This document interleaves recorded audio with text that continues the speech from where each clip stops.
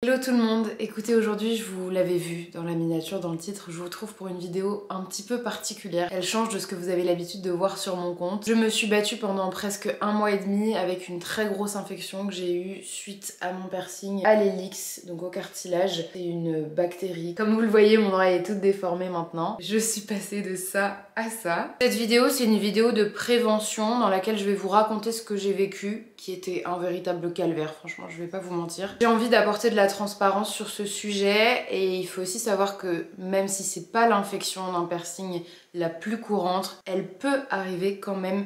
Et ce qu'il faut vraiment garder de cette vidéo et la plus grosse leçon que je retiens, j'ai beau l'avoir entendu maintes et maintes fois, cela n'arrive pas qu'aux autres. Tu la sais, tu te l'as dit, mais t'en prends jamais vraiment conscience qu'au jour où il t'arrive quelque chose comme ça. Je vous rappelle que le piercing, surtout au cartilage, n'est pas un acte anodin et je voulais juste, par mon témoignage, vous rappeler qu'il existe des risques auxquels vous vous exposez quand vous faites ça. Je suis pas Madame Irma, peut-être que ça se passera très bien pour vous et je vous le souhaite vraiment de tout cœur, je souhaite à personne de vivre ce que j'ai traversé, mais je peux pas m'empêcher de me dire que peut-être si j'avais vu une vidéo de ce style, bah ça m'aurait déchauffé. Peut-être pas, mais peut-être. Alors, ça me tient à cœur de la faire aujourd'hui. Avant de vous raconter en précision ce qui m'est arrivé, il y a des choses que je voulais éclaircir avec vous avant. Déjà, je veux mettre un gros trigger warning. Cette vidéo va contenir des photos et des vidéos de mon oreille dans ses différents états, aussi du matériel infirmier, des choses un peu comme ça. Donc si ce sont des sujets qui peuvent heurter votre sensibilité, je vous invite à ne pas la regarder. Deuxième sujet, ça a été tellement gros dans mon quotidien que je vous ai partagé des bribes de ce qui m'est arrivé sur mon compte Instagram. J'ai envie de vous rappeler que je ne suis pas médecin, parce que suite à cette prise de parole, j'ai eu quand même pas mal de messages parfois me disant de personnes ayant fait un piercing depuis X semaines, mois ou années qui me disaient bah tiens mon oreille elle est rouge maintenant, qu'est-ce que si, qu'est-ce que ça. Je ne suis pas médecin. Je ne peux pas vous conseiller. Vraiment, si vous avez un doute, s'il y a quelque chose qui vous semble louche, vous voyez quelque chose qui change, n'hésitez pas à aller consulter un professionnel de santé. Au mieux, c'était pas trop grave, c'était quelque chose d'anodin. Si c'était pire, au moins vous avez commencé le plus tôt possible à prendre les choses en charge, à vous poser des questions, à voir comment les choses évoluent pour ne pas retarder le processus et les galères. Cette vidéo retrace mon parcours point par point, je vais vous le détailler, tout ce qui m'est arrivé. C'est vrai que maintenant, même moi, quand je regarde en arrière cette histoire, c'est vrai qu'on a envie, moi la première, de se dire bah ouais, mais c'est vrai que si on avait fait ça comme ça, et si là on avait pu faire ci comme ça, et là, et ben oui, ça aurait été différent. Oui, ça aurait été guéri plus vite. Oui, il y a des choses qui se seraient pas passées. Mais malheureusement, il faut vraiment garder en tête en regardant cette vidéo que chaque étape est arrivée par rapport à ce dont on avait connaissance à chaque moment. Et c'est vrai qu'avec la big picture à la fin, on se dit bah oui, mais on a le gros problème de fin, donc ça se trouve, ça aurait pu être plus court. C'était pas possible, puisqu'à chaque fois on a dû composer avec ce qui se passait étape par étape. Dernière chose, j'aimerais que l'on ne cherche pas à avoir de mauvaises paroles ou opinions ou remettre en question toute personne qui a eu un rôle à jouer dont je vais parler dans cette vidéo. Le corps médical, le personnel soignant, ma mère, les commerçants, certains proches, peu importe. Je suis sereine avec le fait que je sais que tout le monde a fait et essayé de faire de son mieux à chaque étape de cette histoire. Et au final, je suis guérie. Je touche quand même encore un peu du bois, j'ai toujours peur. Quelle qu'en soit la raison, je me dis que ça devait arriver. C'est une vision que j'ai en général sur plein de sujets parce que, voilà, je me dis, mais en fait, peut-être que ça m'est arrivé parce que si j'avais pas vécu ça et que je me m'étais fait un autre piercing à l'autre oreille, peut-être que j'aurais attrapé quelque chose de plus grave et qu'en fait, ça, c'était une manière de protéger quelque chose de plus grave qui aurait pu m'arriver. Ça fait peut-être cuicui les petits oiseaux pour vous. Moi, c'est ma vision des choses et ça me permet de le vivre très très bien comme ça. Et bien, maintenant, je vous invite à embarquer avec moi dans cette histoire, ce cauchemar de l'oreille. Je suis allée faire mon piercing le mardi 2 janvier. C'est vrai que les piercings, j'en ai vu sur les oreilles de mes copines, etc. Machin, je trouve ça magnifique. Moi, j'ai 2 trous, là, j'en ai pas mis, mais j'ai 2 trous au lobe. C'est vrai que les leaks, je trouve ça magnifique. J'ai toujours eu un peu la trouille, des complications, etc. Et j'ai jamais trop sauté le pas avant. Je sais, c'est ridicule, j'avoue. Je vous le dis avec transparence, j'ai fait ce piercing parce que j'avais mal au cœur et que je me suis dit, quitte à avoir mal, autant avoir mal quelque part, physiquement, en faisant quelque chose qui te plaît et que t'as quand même toujours un peu voulu faire. Si j'avais su, c'est totalement stupide comme réflexion, je me le suis assez répété. Vraiment, ah bah, pour avoir mal, je peux vous dire que j'ai eu mal, mais voilà. L'analogie entre la douleur de cœur et cette guérison de ce poison, de cette bactérie, c'est un autre débat. J'ai eu mal, j'étais même pas très sereine en sortant de là, j'avais un petit contre-coup, un petit malaise. Franchement, je vais vous le montrer, il était magnifique. Je suis un peu des traits hypochondriaques, j'aime bien faire les choses carrées, processées. Je peux vous dire que j'ai tout bien acheté, tout ce qu'il fallait, que j'étais très consciencieuse, très rigoureuse sur les soins, les désinfections, tout le temps, jusqu'à ce qu'il m'arrive des bricoles. Fin janvier, ça faisait un mois, j'avais déjà plus mal. Chouette. Mais on m'avait dit, hein, on évite piscine, sauna, casque de moto, casque de salle de sport pendant au moins un mois. Je sais que ça met 6 mois, 1 an, voire plus, hein, ça dépend des personnes à cicatriser. Donc je sais que c'est pas parce qu'il me faisait plus mal qu'il était cicatrisé. J'en avais conscience. Au bout d'un mois, pas de douleur. Au bout d'un mois et demi, je me dis, bon allez, je remets mon casque à la salle de sport. Allez. Et voilà, bon bah je fais mes petites séances et tout. Je vous le dis maintenant dans le récit de l'histoire, hein. Mais évidemment, j'ai pas pensé tout de suite. Le 14 février, je suis allée chez mon coiffeur refaire mes mèches. J'avais bien dit, bah attention quand même, j'ai un piercing, machin. Je fais un soin du visage, etc. Et la semaine du 19 février, donc une semaine après que j'ai remis mon casque à la salle et que j'ai été chez le coiffeur, c'est vraiment les deux choses que j'ai identifiées au début. Moi, je suis du petit teasing comme ça. J'ai commencé à avoir la toute petite douleur qui lance tout léger dans le piercing. La petite sensation que ça faisait les 2 premières semaines où je l'avais eu, etc. qui revenait. Les gars, ça s'est détérioré. En 2-3 jours direct, l'oreille elle a gonflé, elle est devenue très rouge. Entre le samedi 24 et le dimanche 25, mon oreille, elle est vraiment, le dimanche, elle était très rouge, très gonflée, douloureuse. Et en fait, j'ai regardé, j'ai fait ce mouvement des centaines de fois. La petite palette de fard à paupières comme ça en rétroviseur pour regarder dans le miroir à l'arrière. Et là, je vois que mon oreille est tellement gonflée qu'en fait, la peau, elle est au niveau du fermoir. Le fermoir qui était plat, c'était la peau, le fermoir, la peau, c'était tout sur le même... Heureusement, j'ai réussi à trouver un créneau d'urgence le jour même, le dimanche, chez mon médecin traitant. Donc il me dit, bon bah voilà, c'est inflammé, vaut mieux attendre que ça dégonfle avant de le retirer. Il m'a donné des antibiotiques, donc j'avais de l'amoxicilline et de quoi désinfecter. Et puis il m'a dit, bon bah ça devrait dégonfler, quand ça dégonflera, bah on verra ce qu'on fait, mais il vaudra peut-être mieux le retirer quand même, Pauline. À ce stade-là, je me suis dit, j'ai trop peur, c'est que mon fermoir se fasse engloutir dans mon oreille tellement elle gonfle. Bah c'est ce qui s'est passé. À partir de ce moment-là, j'ai tenu à informer une amie très proche de la famille qui est infirmière, que j'ai appelée très régulièrement et qui m'a beaucoup aidée, à distance en fait, mais elle a été absolument incroyable et d'avoir une présence de quelqu'un qui travaille dans les soins, ça m'a beaucoup rassurée. Lundi, mardi, mercredi, 26, 27, 28 février, mon fermoir était englouti dans mon oreille. Extrêmement douloureuse, évidemment. J'avais du pus qui sortait de l'arrière, jamais de devant. Ça n'est jamais sorti devant. Qui sortait, mais tout doucement. Donc j'essayais d'appuyer, mais ça sortait pas non plus. J'ai tout essayé. Des compresses de biceptine, des compresses de sérum phi, des compresses chaudes avec du sel, du ci, du ça. Tout, j'ai tout essayé. Les allers-retours à la pharmacie et l'argent que j'ai donné à la pharmacie pendant ce mois et demi. Oh ah, c'est des trucs qui n'étaient pas remboursés. Je voyais en fait que le matin quand je me réveillais, ça formait une petite croûte de pus et j'étais terrifiée à l'idée de me dire que ça pouvait cicatriser par-dessus alors que j'avais le fermoir à l'intérieur. Je me mordais les mains de douleur dans la douche. J'avais pas le choix donc j'appuyais pour essayer de le faire sortir pour pas le trou se rebouche, etc.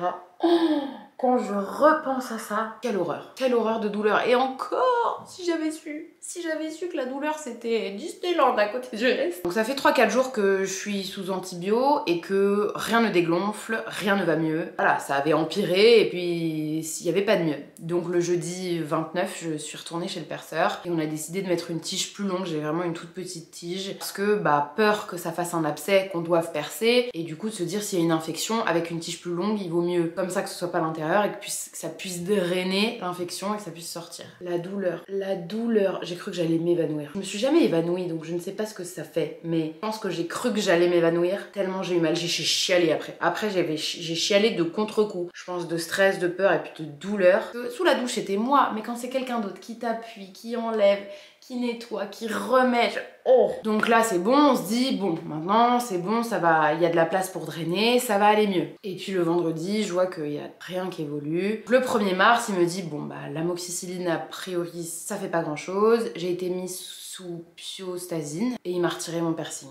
Pareil, grosse douleur, j'ai pleuré. Il m'a dit c'est bon, là on a retiré le corps étranger, on a des nouveaux antibiotiques. Maintenant ça va aller. Le maintenant ça va aller, c'est un concept que j'ai tellement dû traverser, entendu, espérer à chaque fois. C'est ça, je pense, qui m'a abattue. C'est à chaque fois me dire ok, là c'est bon, maintenant ça va être fini. Et que non, vraiment, là c'est que le début. C'est la 3e fois où je me dis maintenant c'est bon, ça va être fini. Bah non, c'était loin d'être fini. C'était que le début, popo. Le lundi 4 mars, ça n'avait pas évolué. Ça n'avait pas évolué du tout. Ça s'était juste un peu rebouché à l'arrière. Donc phobie, parce que j'avais plus aucun endroit d'où s'écoulait du pus. Et je partais à New York le jeudi. Franchement, je savais plus quoi faire. Si tu vas sur Doctolib, le rendez-vous de l'ORL de ma famille, au mois de mars, les premières places elles étaient en novembre. Donc j'ai appelé le 15 et je leur ai dit que voilà, on a traversé tout ça et savoir où est-ce qu'il valait mieux que j'aille. Et ils m'ont renvoyé vers les urgences de Saint-Germain-en-Laye. J'ai les urgences de l'hôpital de Poissy, mais il m'a dit il y aura moins de monde, vous serez prise en charge plus vite. Ce qui est vrai, franchement, j'ai été prise en charge quand même relativement vite. C'est bizarre de me souvenir de tout ça. Ah, je voulais pas pleurer dès maintenant. J'ai eu tellement mal. On ne s'imagine pas la douleur qu'une oreille peut faire. C'est un truc de fou. Un médecin qui arrive, déjà il avait pas l'air très chaleureux, le médecin des urgences, avec une infirmière, etc. On m'a donné un genre de gaz, c'est pas les gaz hilarants, j'ai pas retenu le nom. C'était pas du tout hilarant, c'était juste, ça m'a sonné, j'entendais des voix que les voix étaient super loin, puis super près, puis ça passait super lentement le temps, tout au ralenti, puis ensuite très très vite. Je veux plus jamais qu'on me refile de cet air super chelou. Il m'a fait 4 piqûres d'anesthésie sur l'oreille, ça n'a servi à rien puisque j'ai tout senti. Et j'ai appris plus tard pourquoi l'anesthésie n'avait servi à rien. Donc il a fait une incision à l'arrière et ensuite il a appuyé et il a tordu mon oreille dans tous les sens pour tout faire sortir. En fait finalement ça avait quand même créé un abcès parce qu'on avait fini par retirer le piercing comme ça passait pas. Il y a eu une douleur mais j'avais qu'une envie, c'était que ça s'arrête et c'était l'enfer. À un moment donné j'ai juste eu un mouvement de réflexe où j'étais sur le côté comme ça là avec tout. J'avais du liquide qui me coulait dans l'oreille, j'entendais rien. Et juste à un moment donné, j'avais mon bras comme ça un peu plus bas et juste je l'ai un peu relevé. J'ai pas fait de mouvement brusque, vraiment. Mon pouce a touché l'avant-bras du médecin. Il m'a dit, moi qui étais là à demi sonné avec mon truc, qui me perdait la tête, la douleur. Il me dit, ouais par contre vous me touchez pas. Genre vraiment super... Je me suis dit, mais... En fait je sais même pas ce que je me suis dit, je me suis juste dit, j'espère que ça va s'arrêter. J'étais sonnée, franchement je crois que j'ai des vidéos et des photos de ma tête à ce moment-là. Je pense que ça se voit que c'était pas un moment très agréable à vivre. Ce jour-là, c'était la pire douleur que j'avais jamais ressentie. Donc une fois qu'il a fini ce qu'il avait à faire, il a dit à l'infirmière de finir, de mettre la mèche, etc. et de finir le reste et tout. Je disais à l'infirmière, j'entends pas dans mon oreille. J'avais peur, moi, je savais pas ce qui s'était passé. Elle me dit oui, vous avez du sang qui a coulé dans votre oreille et tout. Et en fait, elle m'a dit que j'aurais qu'à l'enlever chez moi dans la douche. Et donc elle m'a laissé repartir avec mon sang dans l'oreille qui n'est pas parti du tout dans la douche. Surtout qu'en fait, j'avais un gros pansement. Je pouvais pas me doucher, laver mon oreille, en fait. Et donc j'ai toute la journée, j'entendais rien, j'ai dû y aller avec un peu de sérum fille. Ça a fini à la fin de la journée de partir, mais... Donc là je me suis dit, voilà, maintenant c'est bon, à partir de maintenant ça va aller, c'est fini. J'avais mis une mèche dans l'oreille qu'il fallait changer. Alors à la base le médecin il m'a dit arrêtez vos antibiotiques et les mèches tous les 2 jours, sauf que les infirmières à domicile elles m'ont dit non, les mèches c'est tous les jours que ça change. Voilà, jusqu'à guérison. J'ai tout de suite contacté le lundi des infirmières. Donc mardi, mercredi j'ai des infirmières qui sont venues à la maison. Elles ont même fait une formation à maman puisque je partais le jeudi à New York pour qu'elles puissent me mettre mes mèches dans l'oreille. En soi les soins des infirmières, les mèches, etc. C'était douloureux, mais je sais que j'ai eu une courte période où j'ai senti qu'on y aurait peut-être de l'amélioration et qu'on allait vers peut-être la fin de l'aventure. Si j'avais su. Je commençais à prendre du Doliprane parce que j'en avais pas pris pendant un moment. Moi je ne prends rien, je ne veux pas habituer mon corps, etc. Là j'avais un peu capitulé. Et donc le jeudi, c'est le départ à New York. On est là, on a tous les kits. Je me souviens avec maman, on avait divisé dans la valise de l'une, la valise de l'autre. Tous les kits, des mèches, les pansements, les bétadines, tout au cas où il y a une perte d'une valise et qu'on soit dans la merde parce que tout était dans une seule valise. Donc on en avait dans les 2 valises, on en avait chacune dans nos bagages cabine parce qu'on s'est dit au cas où il y a un souci à l'aéroport. Et d'ailleurs le jeudi matin avant de passer les douanes, etc., si vous l'avez vu dans le vlog de New York, on est allé au pôle médical à Charles de Gaulle et c'est une infirmière qui a réalisé les soins. Et il y avait un médecin sur place, on lui a raconté ce qui s'est passé, etc. Et il a dit franchement, je veux pas être pessimiste mais c'est quasiment sûr et certain qu'il va falloir refaire une intervention parce qu'en fait on était jeudi et lundi il y avait eu l'intervention aux urgences mais ça n'allait pas mieux, on voyait que ça recommençait à prendre de la place et surtout en fait à l'arrière on arrivait à drainer mais sur l'avant c'était toujours gonflé et on avait vraiment la sensation que l'avant ne communiquait pas avec l'arrière, comme si entre les deux il s'était passé quelque chose et où ce qui s'écoulait à l'arrière ça venait pas du devant et le devant ne pouvait pas partir. Quand il a dit ça, je vous avoue, juste avant qu'on parte aux États-Unis, ça m'a un peu stressé stressée. Moi qui pensais que j'allais m'en sortir, je me disais oh là là, mais est-ce qu'en fait non, ça va encore être de nouvelles étapes. J'avais repris un rendez-vous en visio juste avant New York avec le médecin pour avoir quand même un traitement d'antibio au cas où là-bas ça n'aille pas. J'avais de l'amoxicilline que j'ai continué de prendre parce que ça n'allait pas et ça ne s'améliorait pas du tout. On est parti du jeudi 7 mars au mardi 12 mars et à New York c'est maman qui a géré. Ça a impacté sur le séjour quand même. Je dirais que j'en ai profité à 70% parce que c'était en dents de scie. Il y a quelques heures dans la journée où je n'avais pas mal du tout. Je prenais mes antibiotiques, des antidouleurs, des anti-inflammatoires et j'ai vu du mieux dans la douleur avec les anti-inflammatoires. J'avais quelques heures de répit dans la journée où j'arrivais à oublier même que j'avais une oreille et que j'avais mal, mais c'était vraiment 30% du temps. Sinon c'était 40 autres % de fortes douleurs et 30% de vraiment j'en chie vraiment. Maman changeait mes pansements, parfois c'était le matin, parfois c'était le soir en fonction de ce qui coulait à l'arrière. Le soir mon oreille était tellement inflammée, tellement douloureuse. Je voyais qu'en fait ça ne dégonflait pas, ça n'allait pas mieux, qu'il y avait toujours ce devant, même si on changeait les marches à l'arrière, ce devant qui était gonflé et qui m'inquiétait énormément. Les photos parlent d'elles-mêmes, on voit que ça va pas du tout vers une évolution positive de la situation à New York. Donc juste, on faisait les soins, on faisait les mèches à l'arrière, on désinfectait bien pour que pouvoir faire évacuer le pus de l'infection, éviter que ça se referme. Ah, j'ai des images de moi, je pleurais parce que ma mère avait approché la compresse sèche. Elle était sèche, juste elle voulait passer un coup, on l'avait pas imbibée et tout. Juste la compresse sèche qui effleurait mon oreille, ça me faisait un mal de chien, pour vous dire. Alors derrière, quand il fallait tout désinfecter avec de la bétadine, du sérum Phi, et ensuite enlever les mèches, remettre des mèches avec une toute petite pique à l'intérieur de l'oreille, etc. La quasi-totalité des changements de pansement, c'était l'horreur. Et je me souviens, je me disais, mais j'en ai marre, je suis fatiguée, j'en peux plus, parce que à ce stade-là, ça faisait bien 2 semaines que j'avais des douleurs à l'oreille non-stop et que j'en pouvais plus, j'étais épuisée de cette douleur et je voyais qu'en fait, encore une fois, l'espoir que ça aille mieux après l'intervention des urgences, bah ça n'allait pas mieux et puis je savais pas quelle serait l'étape d'après et surtout j'angoissais de me dire mais je ne peux pas revivre une souffrance comme je l'ai vécue aux urgences, je ne sais pas quel type d'intervention je vais avoir besoin mais ça me stressait énormément, j'avais vraiment pas le moral parce que je me disais mais comment je vais sortir de ça? Les jours ont passé comme ça, je faisais que de prendre des photos à l'arrière, voir dans la journée si ça coulait pas, etc.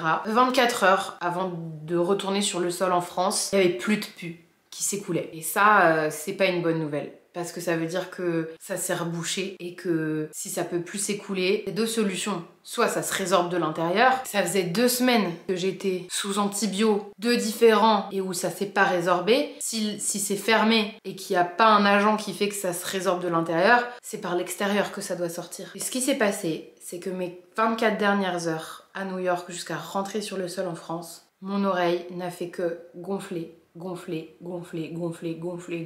Et j'avais un mal de chien. Le retour en avion, il a été atroce. Mon oreille était tellement gonflée, elle était de plus en plus douloureuse. Il n'y avait aucun antidouleur, anti-inflammatoire qui me soulageait. J'étais stressée comme pas possible. J'avais peur que mon oreille éclate.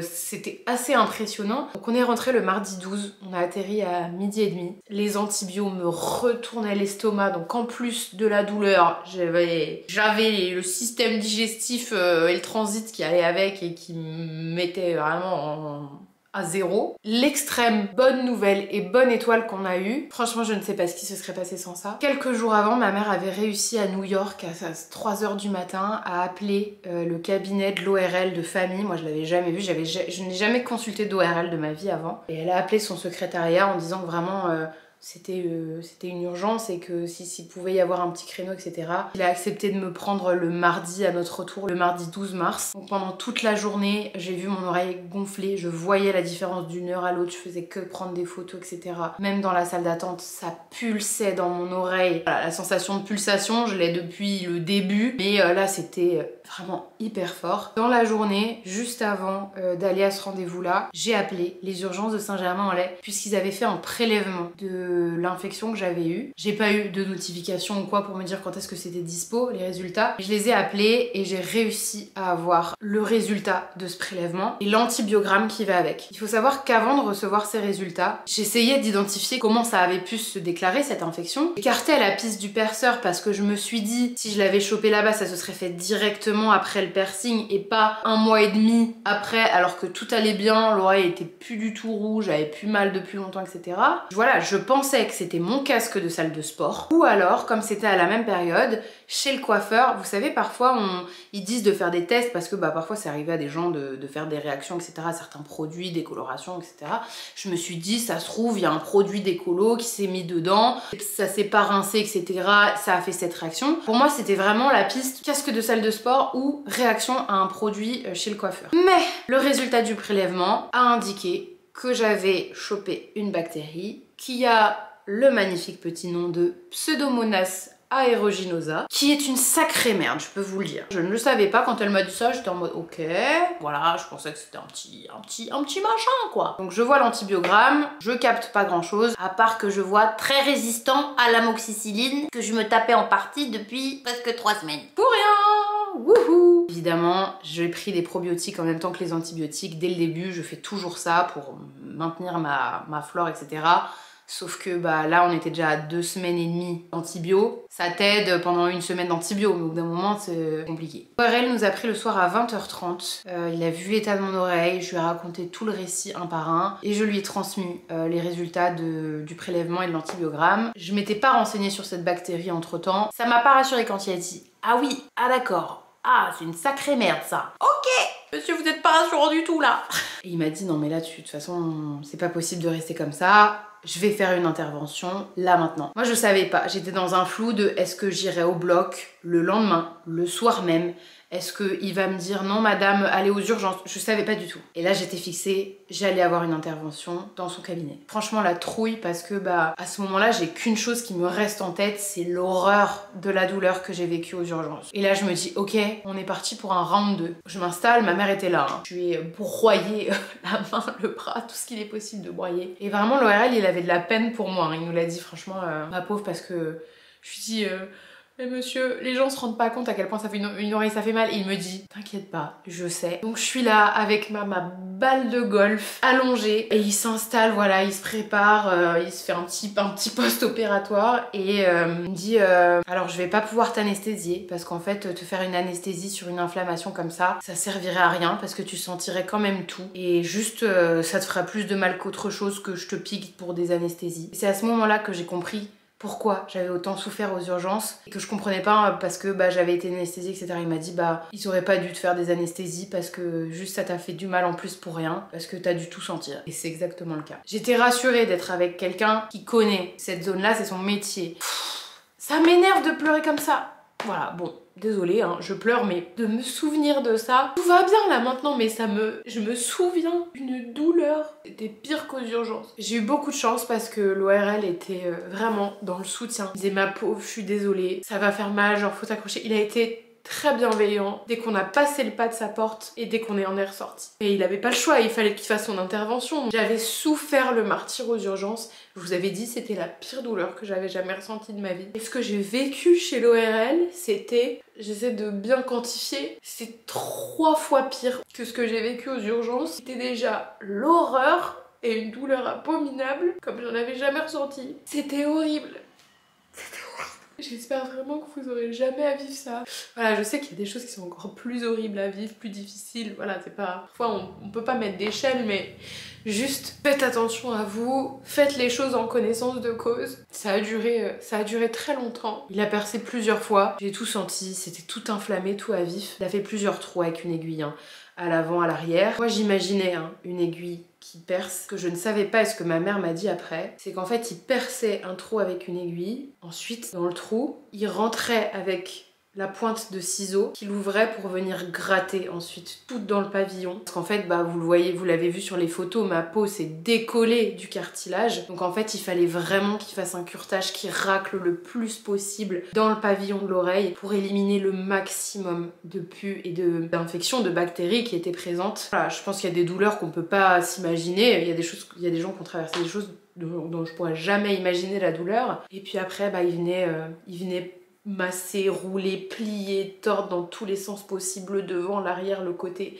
pour faire tout évacuer. Et à chaque fois que je pensais que c'était terminé, c'était encore des trous, des grattages, des omplis. J'avais tellement mal, et je l'ai même dit parce que j'avais peur que ça se produise, je l'ai dit à voix haute. À un moment donné, j'étais recroquevillée, j'avais tellement mal que je me suis dit, je sens que mon cœur il va lâcher. J'ai jamais ressenti ça. Et là, je me suis dit, mon cœur va lâcher, je peux plus supporter ça.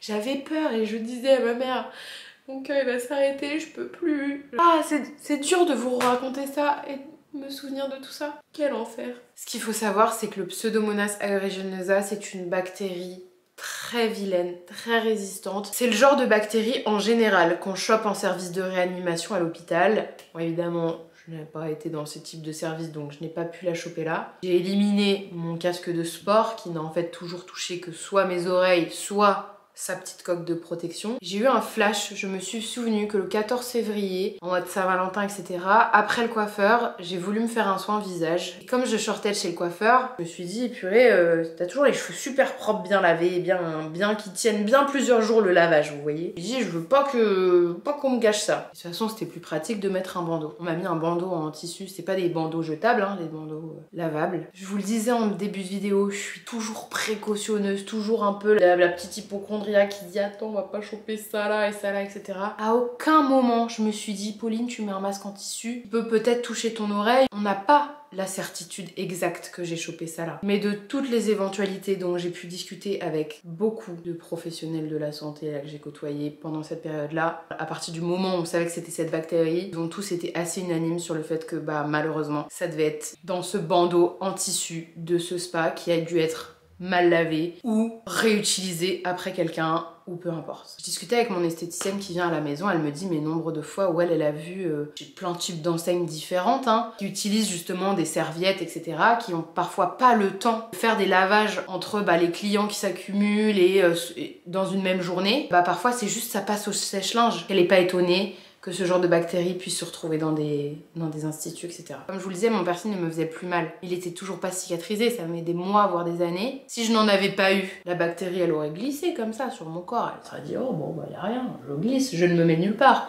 Là, clic, il y avait un endroit pour rentrer et s'installer. On ne saura jamais vraiment si ça vient de là, mais il y a de très fortes chances que ce soit le cas. Vous vous doutez bien que je ne remettrai plus jamais un pied là-bas, parce que je suis traumatisée. Hyper important de faire des prélèvements quand on a des infections parce que il y a ensuite un antibiogramme qui est établi pour savoir à quels antibiotiques la bactérie est sensible ou est résistante. Et en fait, cette bactérie, elle est résistante à beaucoup de choses. En fait, dans mon antibiogramme, il y avait quelques antibiotiques où c'était sensible mais à forte dose. C'est ça qui en fait une bactérie très vilaine, c'est qu'elle est très difficile à éradiquer. Parce que de ce que j'en ai compris, comme elle se développe dans des milieux hospitaliers, etc., elle développe vite des résistances à plein de choses. Ma mère a souvent eu des soucis de santé et a dû avoir des hospitalisations à domicile, donc on connaît très bien un cabinet d'infirmières dans ma ville. Et donc on les a appelés avec le docteur pour voir s'il était possible de faire, etc. Et encore un grand merci parce qu'elles se sont rendues disponibles à cette heure tardive du soir pour nous répondre et nous confirmer qu'elle pourrait bien m'hospitaliser à domicile. On m'a prescrit 2 antibiotiques. Pour ce genre de bactéries très résistantes, en général, ce qu'ils font, c'est qu'ils font une double antibiothérapie pour être sûr que ça va bien être éradiqué et bien fonctionner. Donc moi, j'en ai eu une par voie orale, Péros. J'ai eu de la ciprofloxacine, donc j'avais 2 grammes, j'en prenais matin et soir et je l'ai eu pour 10 jours. En complément, et c'est pourquoi j'ai eu besoin d'une hospitalisation à domicile, j'ai eu du Thiénam, qui est en fait un antibio qui se prend en intraveineuse, directement dans le sang, bam, 2 grammes aussi, donc j'avais 4 grammes d'antibio par jour. Je suis rentrée avec mes gros pansements, mon bandage, mes douleurs, pour que le lendemain, tout commence. Le lendemain, le mercredi 13 mars, commence mon hospitalisation à domicile. Donc j'ai pas, vous imaginez pas, des lits spécialisés, etc. C'est juste que j'ai des soins qui viennent se faire à la maison et pas que des soins en local. On est le mercredi 13 mars. Vous vous doutez, je suis au summum de ma forme. Désolée, je suis explosée de fatigue, de douleur. J'ai l'impression qu'on se rend pas compte à quel point c'est douloureux les oreilles. Avant de vivre ce qui m'est arrivé, j'aurais jamais imaginé qu'une oreille ça puisse être aussi douloureux. Moi qui pensais avoir déjà vécu des douleurs atroces chez le piercing et l'enfer aux urgences, je peux vous dire que j'ai jamais ressenti une douleur comme ça de toute ma vie. J'en pouvais plus. Il a mis deux gros pansements qu'il avait à disposition et ma mère m'a fait un bandage pour que ça tienne comme ça d'ici les soins. Il y a des antibiotiques qui fonctionnent en fait sur ce germe et la complexité aussi qu'il a eu à savoir lesquels me prescrire, c'est que certains sont sensibles à forte dose mais qu'à forte dose ça peut provoquer des surdités. Déjà que j'entends pas très bien de base et que je fais répéter toujours tout à tout le monde. Donc voilà, donc j'ai 2 antibiotiques combinés, un par voie orale et pendant une semaine j'en ai un autre en perfusion 4 fois par jour pendant 30 minutes que les infirmières vont venir m'injecter et pour en profiter pour changer le pansement régulièrement. Il m'a dit qu'il fallait quand même très bien surveiller et que s'il y a une infirmière qui avait le moindre doute ou quoi sur ce qui se passe, il faudrait m'hospitaliser d'urgence pour, je reprends ces termes, mettre à plat l'oreille. Je ne sais pas ce que c'est et quand j'essaie d'imaginer, j'ai pas trop envie d'imaginer qu'on enlève toute ma peau d'oreille, on nettoie tout, on la remet, enfin j'ai pas envie d'en arriver là, mais c'est une éventualité qui peut se passer. Donc je préfère me dire que ça peut arriver plutôt que de me dire non ça n'arrivera pas. Je pense que là de toute façon on a les bons antibiotiques qui vont réagir à ce germe là, donc normalement, ça devrait bien se passer. Mais vous-même, vous savez à ce terme de l'histoire que des normalement maintenant ça devrait être bon. Il y en a déjà beaucoup trop eu qui n'ont pas fonctionné. Donc je reste positive, j'espère que ça va marcher. Ma trouille là, c'est que entre hier et aujourd'hui qu'une infirmière va venir, tout ce soir bouché et mon oreille est regonflée, qu'il faille repasser par là parce que je voulais déjà plus revivre ce que j'ai vécu aux urgences. Et je vous cache pas que je veux plus revivre ce que j'ai vécu. Je suis à bout. C'est un cauchemar. Voilà, donc le cabinet des infirmières est prévenu. On est allé voir à la pharmacie, mais ils avaient pas les antibiotiques. Donc ils les ont commandés en express, ça peut arriver en quelques heures, donc c'est le cas. Et elles ont contacté un prestataire pour tout le matériel dont elles vont avoir besoin pour les perfusions ou quoi, je sais pas encore à quoi m'attendre. J'ai passé une nuit compliquée, j'ai pris un antidouleur avant de dormir, mais je me suis réveillée avec des grosses douleurs ce matin. J'appréhende juste la douleur que je vais avoir pour le changement des pansements, sachant qu'en tout cas il n'y aura pas de méchage, c'est vraiment des grosses désinfections, bétadine, sérum phi, etc. J'aurai aussi des infos sur le calendrier des horaires des interventions des infirmières parce que 4 fois par jour il faut avoir un rythme hyper militaire. Donc voilà. Autant mes antibiotiques par voie buccale je pouvais les prendre moi-même matin et soir, et pour les intraveineuses c'est plus compliqué. Surtout c'était pas on m'injecte mes 2 grammes et basta. Elle venait 4 fois dans la journée pour pouvoir me préparer une dose de 500 mg d'antibio histoire que je puisse en prendre toutes les 6 heures. Donc elle venait à 6 heures le matin, à midi, à 18h. Elle revenait à 19h30 pour enlever la dose de 18h qui a été prise. Ça mettait 30 minutes à passer dans le sang. Préparer la 4e dose que moi je lançais à minuit. Et une fois par jour, le midi en général, elle me changeait le pansement. J'avais plus de mèches. Il fallait bien nettoyer, bien désinfecter, bien appuyer aussi pour enlever tout le pus parce qu'en fait, ma peau s'était décollée de l'oreille. Mais le risque, c'est qu'elle était un peu ballante. En fait, l'infection, si elle n'était pas traitée, elle aurait eu qu'une envie, c'est de se re-remplir. Il y avait de l'espace.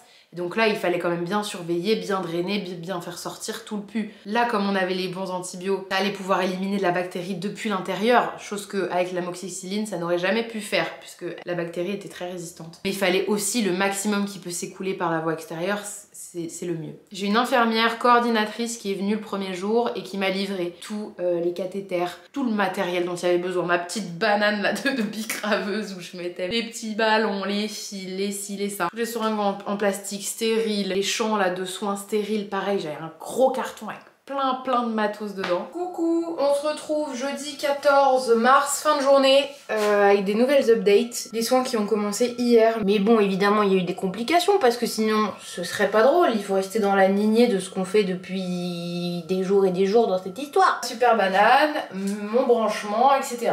Et là-dedans, il y a mes petits ballons d'antibio et pour garder les veines ouvertes. Petite complication parce que l'infirmière hier a dû piquer dans mon bras, dans une veine pour pouvoir placer le cathéter et pouvoir administrer les traitements. Sauf que, petite information, et pas des moindres, on se rend compte que j'ai un capitole veineux pas ouf. Voilà, j'ai les veines fines, j'ai les veines fragiles, j'ai les veines molles, j'ai les veines tout ce que vous voulez. Elle me dit ça malheureusement vous y pouvez rien, c'est la génétique, c'est votre capital veineux qui est comme ça, c'est la faute à pas de chance, ça veut pas dire que ça vous donnera des plus grandes complications plus tard ou quoi, et alors pas de soucis, juste on aura plus de mal à les trouver, à vous piquer, à faire en sorte que ce soit résistant. En soi, moi je m'en suis jamais rendu compte parce que les prises de sang, tu te prends du sang. Là on t'injecte quelque chose, donc il faut que la veine elle soit assez forte et résistante pour supporter tout ce qu'on t'injecte 4 fois par jour quoi. Elle a eu du mal à trouver une bonne veine, et quand elle en a trouvé une et qu'elle a piqué, la veine a explosé. J'ai eu un giga bleu, elle a réessayé dans une autre, ça n'a pas explosé, mais en insérant le cathéter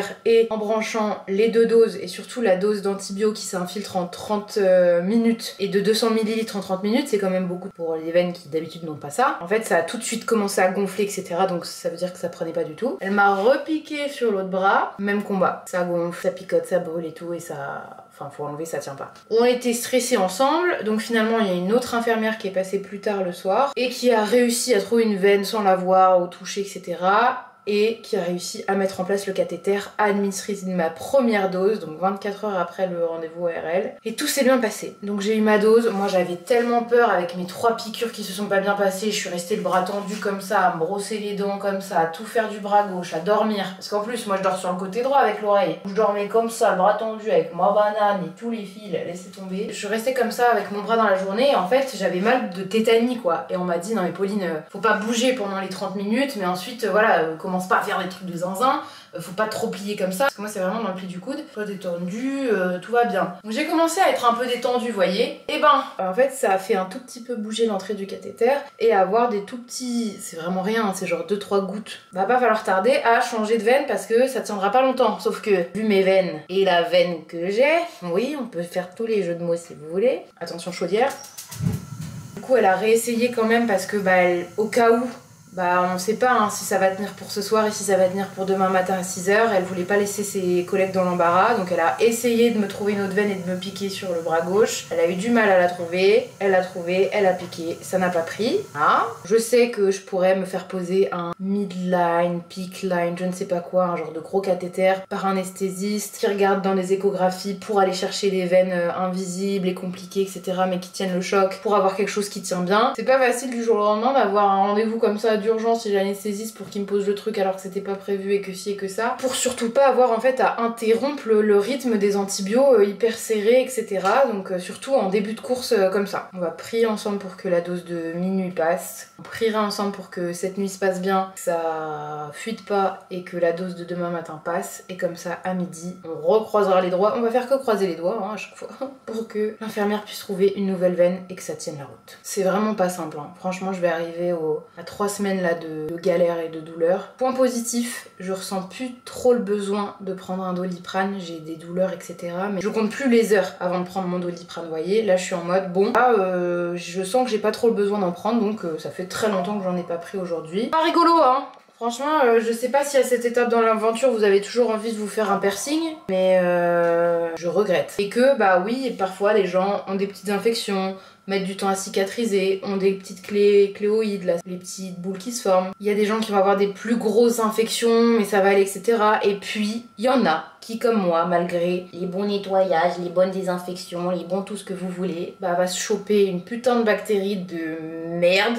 Vraiment, si vous voulez renommer vos ex sur votre téléphone avec ce magnifique nom, n'hésitez pas. Moi, c'est ce que j'ai fait. Faites attention à vous, c'est pas des actes anodins, même si moi je savais à l'avance que c'était long à cicatriser, qu'il y avait des risques d'infection. Jamais je me serais imaginé que je vivrais ce que j'ai vécu. J'ai hâte que cette vidéo sorte parce que j'ai hâte qu'à la fin de la vidéo, je vous dise c'est bon, ça y est, mon oreille est super mimiche, tout va bien, la bactérie est partie, je me sens bien, on a eu 1001 péripéties encore, mais c'est pas grave, c'est guéri. Ah, et aussi dans l'après-midi, d'un coup, j'étais au téléphone avec ma tata, pouf, j'entends moins bien mon oreille gauche, d'un coup. Et c'est toujours le cas. Hein. Donc ma mère m'a dit mais c'est parce que t'as des doses d'antibio de cheval, que forcément ça combat à l'intérieur, etc. En plus j'ai des petits canaux auditifs, ce qui n'aide pas du tout. Je pense que c'est juste un effet secondaire qui passera, j'espère. Je vous le dis, c'est pas marrant, faites attention à vous. Ce n'est pas anodin, ne prenez pas les piercings au cartilage à la légère. Sachez que maman a demandé pendant le rendez-vous ORL à l'ORL: Monsieur,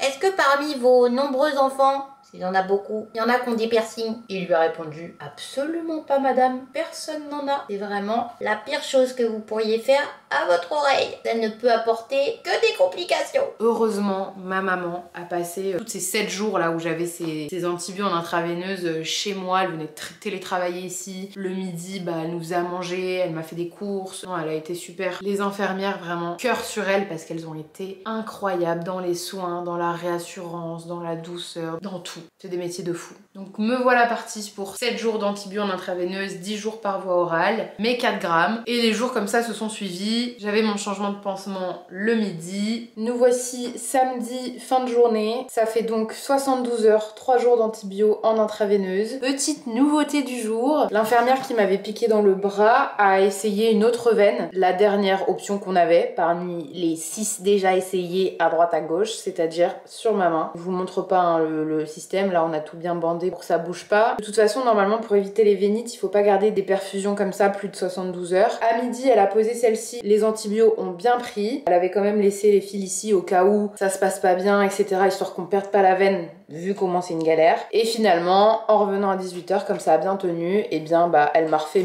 mes doses. Maintenant j'ai tout dans la main gauche, j'ai mon bras gauche de libéré. Vous ne savez pas à quel point j'ai eu du mal à rebouger mon bras, mais là ça va mieux. On a changé le pansement de l'oreille, il s'est pas passé grand chose. Pas de pire, pas de grand mieux. Toujours pas de douleur, ça fait plus de 48 heures que j'ai pas pris d'antidouleur et que j'en ai pas besoin et ça c'est génial, donc ça fait quand même effet. Là ils sont attachés, ça se voit pas, mais maman m'a aidé à me laver les cheveux ce matin, mais c'était une galère parce que bah fallait pas mouiller l'oreille avec le shampoing et en même temps j'avais toute la filasse sur le bras, donc je vous laisse imaginer la position. Le traitement suit son cours et je vous ferai une update s'il y a quelque chose de nouveau à notifier. Sinon c'est que les jours passeront tels qu'ils doivent se passer. Aujourd'hui on est lundi 18 mars, les antibiotiques passent bien dans la main, donc on croise les doigts pour les dernières 48 heures. 4 jours sans antidouleur, donc ça c'est trop bien. Il y a du pus qui est bien sorti hier de mon oreille, ce midi aussi. Elle a bien massé dans tous les recoins du pavillon de l'oreille pour faire sortir le maximum de ce qu'elle pouvait. C'était pas agréable, mais je peux pas dire que c'est tout douloureux par rapport à tout ce que j'ai vécu. Une fois les 48 heures d'antibio en intraveineuse passée, il me restera encore 3 jours d'antibio par voie orale. Donc je vais aller chercher le restock puisqu'il m'avait pas donné toutes les doses qu'il fallait à la pharmacie. C'est ma première sortie officielle.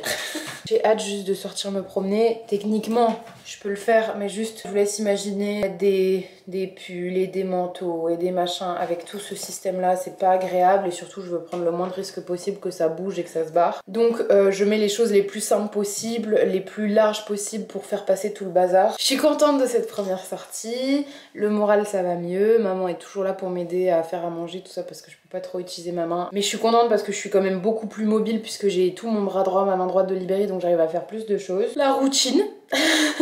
La routine. Faut que j'aille acheter aussi de l'arnica pour ma veine qui a éclaté là. Oh là là. J'ai psy demain, donc je lui ai demandé de faire en visio. Si vous saviez comme j'ai hâte de sortir croquer la vie à pleines dents, comment je vais en profiter, vous n'avez pas idée. À très vite pour une prochaine update. Hello, on est mardi 19 mars au soir, là il est 23h. Je pense que vous m'avez vu en forme sur l'update des derniers jours et assez positif, mais je sais pas pourquoi j'ai vraiment un coup de mou. Je suis sur la fin des antibiotiques en perfusion, là j'ai moins de 24 heures, donc c'est plutôt chouette, je vais pouvoir être débranchée entre guillemets. Mais mon traitement d'antibio oral était un peu plus long que les perfusions, donc ça durera encore 3 jours. Et j'ai toujours les soins tous les jours de mon oreille, elle dégonfle de jour en jour et même aujourd'hui elle était un peu moins gonflée, elle a beaucoup massé, il y a un peu moins de pus qui est sorti qu'hier, mais c'est plein de choses hyper encourageantes et je vous jure, j'avais le moral ces derniers jours et là, genre, j'ai tellement peur que ça suffise pas. Ça a tellement été un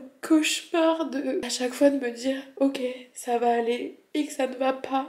À chaque étape, les antibiotiques, changer la tige, retirer, changer d'antibiotiques, les urgences, l'oral. Il y a tellement à chaque fois des nouvelles étapes où on se disait bon là ça va être bon. Et c'était pas bon. On avait le bon antibiogramme pour avoir les bonnes prescriptions. L'ORL avait fait son intervention. Et là, bam, mes veines qui tiennent pas la route. Enfin, j'ai eu que des bâtons dans les roues. J'ai tellement peur, comme on arrive à la fin, d'avoir un plot twist. Je sais que ça sert à rien de me faire des films comme ça, mais j'aurais jamais imaginé l'ampleur que ça a pris.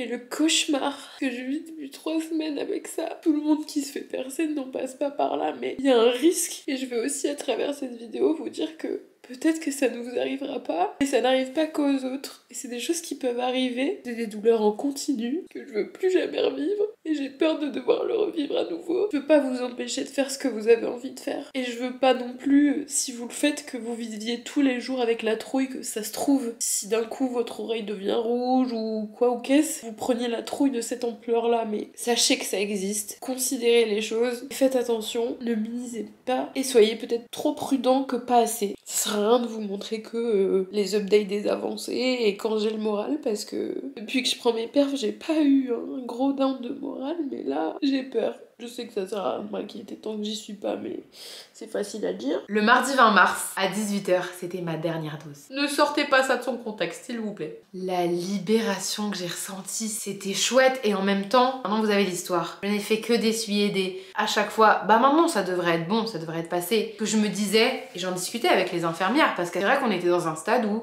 on se l'est dit honnêtement avec les infirmières. Elles m'ont dit, moi j'avais qu'une peur, c'est qu'il reste une petite cellule survivante, voilà la petite gauloise, qui dit c'est bon j'ai résisté, hop, et on se remultiplie. C'est une éventualité. Mais elles avaient du mal à l'envisager, sachant l'intervention et les antibiotiques que j'ai eu derrière. Elles restaient optimistes, mais elles me fermaient pas la porte à ce que oui, en effet, peut-être. Si ça reprend, il faudra reprolonger des traitements. 3 jours après, j'ai terminé ma prise d'antibio par voie orale, mais j'avais quand même toujours les soins des oreilles qui ont duré quelques jours. Le samedi 23 mars, c'était la fin de mes antibio par voie orale, et à ce moment-là, il n'y a plus rien qui s'est écoulé de mon oreille, ça s'est rebouché derrière. J'étais quand même gonflée, mais moins inflammée, et juste là, ce qu'on s'est dit avec les infirmières, c'est surveiller entre 5 jours et 2 semaines, voir comment ça évolue. S'il y a quelque chose qui doit reprendre, se redéclarer, ce sera là. On le verra que à ce moment-là. Pas tout de suite, pas demain, pas dans 2 jours, mais voilà. Jusqu'au mardi 26 mars suivant, j'ai eu l'infirmière qui venait tous les jours pour surveiller, etc. Sauf que depuis le samedi, c'était bouché. Elles n'ont pas grand soin à faire dessus. Là, elles surveillaient parce que c'était le tout début. Comme ça faisait 3-4 jours que la plaie était refermée, on a espacé les visites des infirmières. Elles venaient tous les 2 jours, tous les 3 jours. L'oreille, elle commençait à se former telle qu'elle est maintenant. Elle faisait des formes en pics bizarres, toutes croquées et tout, mais finalement, c'est cohérent par rapport à la gueule qu'elle a maintenant. Là, on est mardi 26 mars. Ça fait 2 jours que je suis plus sous antibio, donc je vois les infirmières qu'une fois par jour pour mon pansement. Il n'y a plus rien qui s'écoule ou quoi. Je voulais vous montrer la tête de mon oreille. Oreille droite, tout va bien. Oreille gauche, voilà. J'ai l'impression qu'elle a rétréci et qu'elle est plus petite maintenant. Vous voyez le haut de celle-là, il arrive plus haut que celle-là. Et plus petite aussi sur le téco. En fait, comme du coup ça s'attaque au cartilage, ça revient pas, ça peut ne pas reprendre sa forme normale de base. Donc là encore, il y a quelque chose de boursouflé. Ça veut pas forcément dire qu'il y a la bactérie dedans, mais juste en fait ça a tellement gonflé, vous avez vu, tellement décollé la peau que ça peut pas se remettre direct bien, donc ça prend du temps. Mais on voit au fur et à mesure, je vous ai mis de toute façon des photos, que ça dégonfle, ça se forme, le petit boudin là ici. C'est impressionnant quand même la différence entre là et là. Je pense que je ne retrouverai jamais la même oreille que j'aurais avant. Ça restera la forme de mon oreille, je pense. Ça va pas trop bouger, je pense que ça va juste dégonfler. Franchement, je m'en fiche. Ma seule préoccupation, c'est que cette bactérie soit sortie de mon corps et n'y revienne plus jamais de toute ma vie. Elles ont arrêté de venir à partir de tout début avril. Et puis elles m'ont dit, par contre, tu surveilles Pauline. S'il y a le moindre doute, il y a une moindre douleur, un truc, si tu vois que ça devient rouge, ça regonfle ou quoi, tu nous appelles, on passe, on vient voir ce qui se passe. On est vendredi 5 avril, il est 22h30, je rentre du cinéma, 13 jours sans antibio, pas eu de traces de récidive ces derniers jours, mais c'est un truc tout bête, c'est tout bête, je me suis touché l'oreille au cinéma et j'ai eu mal à un endroit où j'ai pas mal d'habitude et ça m'a fait peur, tellement peur que ça reparte. J'ai regardé en rentrant, tout va bien mais tout a l'air de bien aller. J'ai pas réalisé l'impact psychologique que cette histoire elle pourrait avoir après coup. Le 7 avril, j'ai noté comment je me ressentais. En fait, mon oreille ne me faisait plus mal depuis 3 jours après l'intervention de l'ORL. Comme ça, si j'y touchais pas. Évidemment, pendant les soins, je sentais et c'était un peu douloureux, mais c'était pas de ouf. Et franchement, j'avais la paix de la douleur. Là, je pouvais juste être là comme ça, pas avoir mal dans mon oreille et c'était juste incroyable. J'ai noté les sensations que j'avais au 7 avril pour voir et comparer au fil des jours si ça évoluait. J'avais noté que quand je touchais à certains endroits, que j'appuyais, j'avais une mini douleur et que là, sur le bout où c'est comme ça, là, un peu croquée. Moi je dis ça qu'elle est croquée. Vous savez quand on vous anesthésie genre la bouche chez le dentiste, la lèvre, t'as la sensation un peu bizarre, bah ça. J'ai ça sur le bout de l'oreille. Je tourne cette vidéo le 23 avril et c'est toujours la même chose. Des mini douleurs à certains endroits quand j'appuie. Genre là, là. Et la sensation anesthésie là sur la partie croquée bizarre. J'anticipe la question de ouais mais t'as pas revu l'ORL etc. Comme je vous l'ai dit c'est très difficile d'avoir un rendez-vous chez l'ORL. Là c'était un rendez-vous d'urgence que ma mère s'est pliée en quatre pour avoir. Rendez-vous de novembre Doctolib je l'avais gardé et en mettant la notif c'est bon j'ai pu avec un désistement il a été avancé au mois de juillet. Voilà moi j'attends qu'il y ait des petits désistements pour pouvoir l'ORL plus tôt. Ça fait on est le 23. Ça fait un mois que j'ai fini le traitement antibio. Je suis plus apaisée sur le fait que si ça avait dû reprendre, ça aurait repris une infection, etc. Je suis vraiment en train de me dire c'est bon, elle est partie cette bactérie de Xiaobai. ORL, voilà, donc je le verrai quand je pourrai. Là, de toute façon, il n'y a pas d'urgence. En tout cas, on pourra regarder un peu ce qu'il en est. Je dors pas encore sur cette oreille-là, mais c'est mieux qu'avant. Niveau audition, je pense pas que ça a joué grand chose. L'ORL m'avait dit mais il y a des traitements qui font qu'on peut perdre l'ouïe un peu. Mais il m'a pas dit on peut perdre l'ouïe un peu pendant le traitement. Moi je pensais que c'était on perd l'ouïe un peu pour toujours. Ça m'est arrivé. Et je me suis dit oh là là, ça y est. C'est resté un jour et c'est reparti. Il y a deux grosses séquelles qui restent. La première elle est physique parce que j'ai pas besoin de vous faire un dessin, hein. Ça se voit qu'elle est pas du tout comme elle était avant, elle ressemble pas à l'autre, etc. Ça, je peux vous dire une chose, c'est que je m'en fous royalement. Même en sortant de chez l'ORL, je m'en foutais total. Ce à quoi pouvait bien et pourrait bien ressembler mon oreille. La seule chose que je voulais, c'est d'être débarrassée de la douleur, d'être débarrassée de cette putain de bactérie. Peu importe la gueule qu'aurait mon oreille, c'est pas grave. Elle a sa petite histoire, en fait, ma petite oreille. Visuel, les petites sensations cheloues, c'est pas du tout gênant au quotidien. On m'a dit qu'il y avait aucun souci pour remettre mon casque de musique, mais voilà, je préfère attendre encore un peu. Là, je mets mes AirPods et tout, ça me va très bien. Je sais pas, j'ai un peu peur. Non, la deuxième grosse séquelle, elle est psychologique. De toute façon, je pense qu'on l'a vu. Je suis très émotive quand on parle de ça, mais elle m'a créé des petits blocages quand même sur certains sujets. J'en ai beaucoup parlé avec ma psy. Ça va mieux, mais j'ai ressenti à un moment donné beaucoup de blocages, beaucoup de... Je me crispe, je me renferme comme ça et ça se dénoue, ça va beaucoup mieux. Et après, mes proches m'ont dit bah du coup tu vas faire quoi? Tu vas faire une chirurgie de l'oreille? Ça existe. Je pourrais faire une chirurgie esthétique de l'oreille. D'ailleurs l'ORL fait des chirurgies etc. Comme je vous dis, moi ça me pèse pas que mon oreille elle ressemble à ça, c'est son histoire, c'est sa petite vie. Il y a deux choses qui font que j'ai pas du tout envie de faire de chirurgie de l'oreille. Je suis traumatisée de la douleur que j'ai ressentie. Même si c'est au bloc, etc. Il y aura forcément un moment où tu te réveilles, où ça tire, où t'as mal, où il y a des gens qui te font des soins pendant des jours, etc. Je suis pas prête à ressentir de la douleur dans mes oreilles parce que vraiment c'est une douleur qui m'a marqué très fort et je veux pas vivre ça, même si ce sera pas au même niveau de douleur. Et la deuxième raison, c'est que j'ai pas envie de rechoper une bactérie pendant l'opération. Il n'y a jamais de risque zéro. Quand on se fait opérer, il y a des risques de choper des staphylocoques, X maladies nosocomiales, des bactéries comme celle-ci, etc. En fait, flemme de me faire opérer pour la chirurgie esthétique de cette oreille et imaginez rechoper la même bactérie au même endroit. Oui, la probabilité est minime, mais je peux choper un staphylocoque, tout autre type d'infection, etc. Quand je fais l'équilibre et la balance, moi ça me pèse pas de vivre toute la vie avec cette oreille là. Ce qui me pèse le plus, ce serait de devoir ressentir de la douleur et devoir prendre le risque de rechoper quelque chose. Ça, c'est ce qui me fait le plus peur. Pas de vivre avec mon oreille comme ça. C'est le discours que je vous tiens maintenant. Peut-être que dans plusieurs années, je me ferai une chirurgie de l'oreille. Parce que je serais passée au-delà de mon trauma de cette douleur.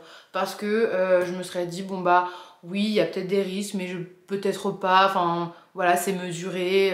Bon, pour le moment, je m'en tape. Je m'en tape. Elle est mimiche, elle est mimiche. Mannequin oreille inclusif pour les marques de bijoux.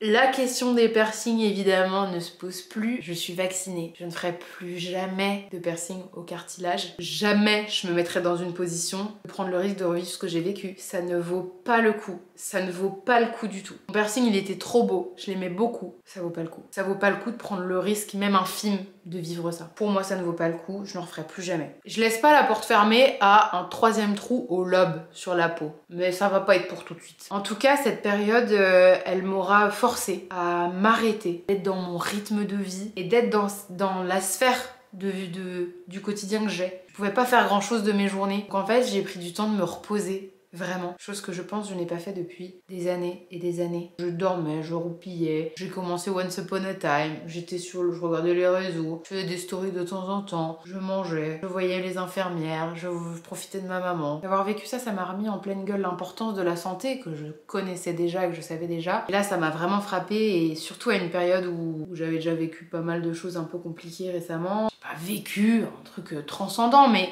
ça m'a quand même remis une petite claque et remis des idées en place, de prendre le temps d'aller plus doucement, de remettre en priorité ce qui est important dans ma vie, ce qui est moins grave, ce qui est moins urgent. Je vous l'ai dit en tout début de vidéo, je pense que c'est pas arrivé par hasard, c'est arrivé parce que ça devait arriver. Peut-être pour me protéger de quelque chose de pire, ou peut-être pour me donner des leçons de vie dont j'avais besoin à ce moment-là. Je suis en paix avec le fait qu'il me soit arrivé ça. Et je sais qu'il y a du bon à tirer dans ce qui s'est passé et c'est ce que je veux en tirer. Et je veux pouvoir utiliser cette énergie, toute cette douleur, tout ce qui s'est passé pour le transformer en bon, en bonne leçon, en bonne force, en bonne énergie. Évidemment, il arrive des choses plus horribles, plus graves. Moi, là, à l'échelle de ma vie, juste ça m'a remis quelques idées en place et je pense que c'est pas plus mal. Je parle, il va faire nuit bientôt.